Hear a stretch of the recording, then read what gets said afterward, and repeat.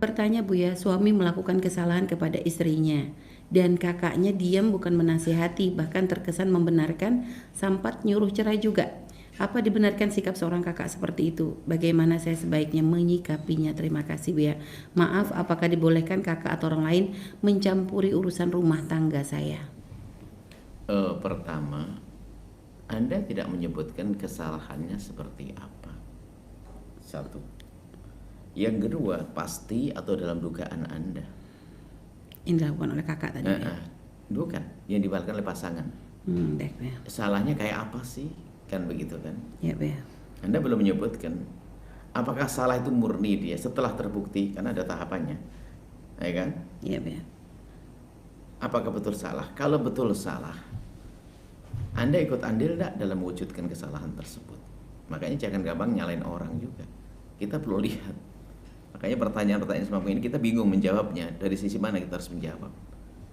Jadi dia mungkin suami, jangan-jangan Anda menganggap suami salah padahal tidak salah, dugaan saja. Kalau Anda memang sudah marah dari sebelumnya, sehingga perilaku suami jadi salah semuanya, kan mungkin saja.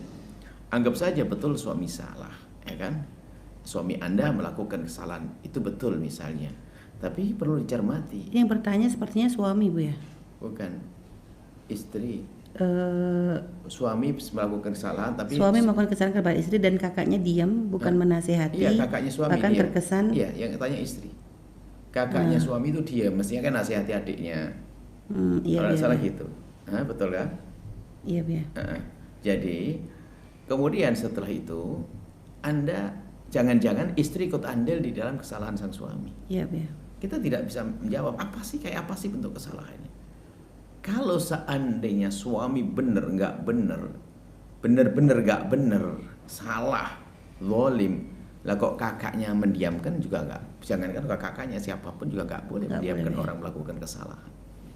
Cuman kita ini di dalam menyelesaikan masalah jangan serta-merta deh mengatakan orang lain salah dulu, sementara kita juga punya andil kesalahan, jangan-jangan gitu loh. Dalam segala kehidupan, dalam segala permasalahan rumah tangga, kami kalau ada orang ngadu kepada kami, Bu ya suami saya nakal, suami saya zalim kepada kami tidak serta-merta dengar. Kami tanya sebabnya, kenapa kok dia jadi zalim? Apakah kamu dahului dulu? Dan seterusnya. Kita ini kalau memang betul suami tersebut adalah suami yang nggak benar kepada istrinya, ya, kemudian kita pasti bisa husnudzon. Kakaknya itu kok diam saja? Kadang-kadang bukan diam. Kadang memang suaminya laki-laki nggak benar, diingatkan juga nggak, malah musuhan. Mereka nggak memusuhan dengan saudaranya sudah. Lebih baik diam, kadang-kadang orang begitu kan. Jadi masih banyak kemungkinan yang ada pada suami Anda ini. Ya. Jadi kakaknya diam bukan karena dia menyetujui, tapi gimana bisa ngomongnya?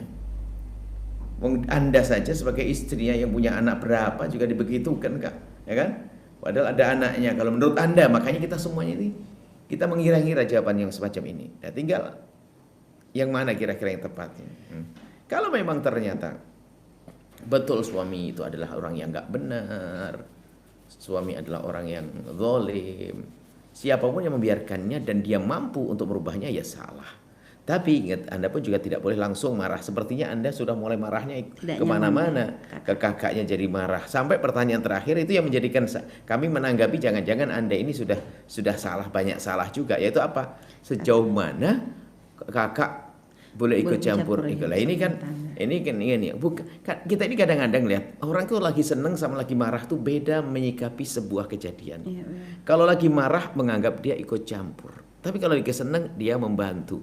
Apa sih bedanya ikut campur sama membantu? Kan begitu.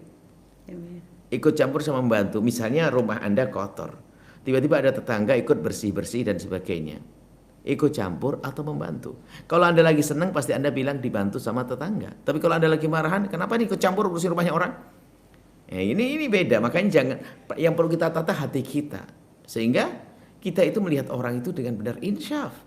Dia berbuat baik kenapa? Kadang kemarin ada pertanyaan, ibu saya ikut campur urusan saya. Loh, ibumu ya ibumu dong, bukan ikut campur. Ngurusi kok ikut campur.